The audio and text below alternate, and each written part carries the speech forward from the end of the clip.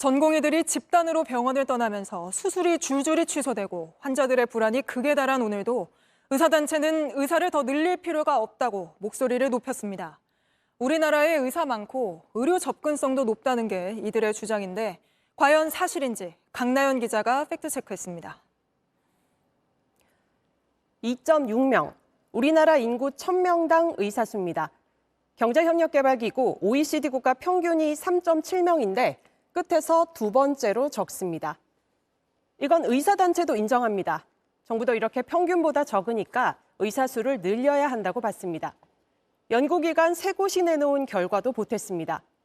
급속한 고령화 때문에 의료비용이 크게 늘어 2035년까지 의사 15,000명이 부족하다는 게 정부 계산입니다. 하지만 의료계는 국민 1인당 외래 일수를 함께 봐야 한다고 주장합니다.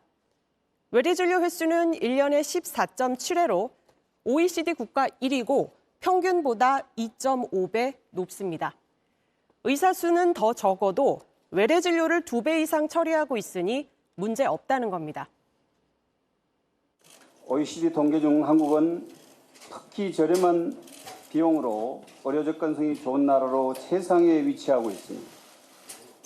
의사가 부족하면 의료 접근성이 떨어져야 하는데 의사 부족이라니 말도 안 되는 소리입니다.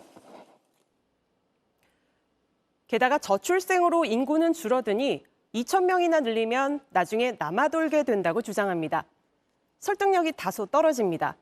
예를 들어 소아과 등 필수 의료나 응급실, 지방의 산부인과 접근성이 높다고 체감하는 환자는 그리 많지 않습니다. 정부도 이렇게 반박했습니다. 외래 일수가 많은 이유는 소위 3분 진료 3일 처방이라는 짧은 진료 시간, 짧은 처방 일수 때문입니다.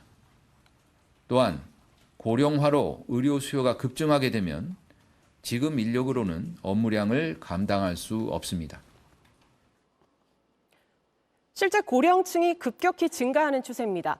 지난 10년간 우리나라 65세 이상 인구는 연평균 4.4% 증가했습니다. OECD 평균은 2.6%에 불과했습니다. 이런 상황에서 전국 의대 40곳 학장들은 350명이 적당하다고 주장하고 있습니다. 하지만 근거가 애매합니다.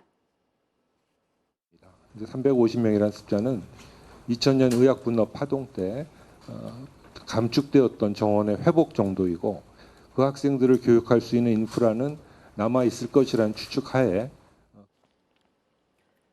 정부는 지난해 수요조사 때 대학들이 최소 2,100명대를 희망했다고 했습니다. 그러면서 앞으로 의료계와의 협상은 열려 있지만 2,000명이라는 숫자 자체가 바뀌는 일은 없을 거라고 강조하고 있습니다. JTBC 강나현입니다.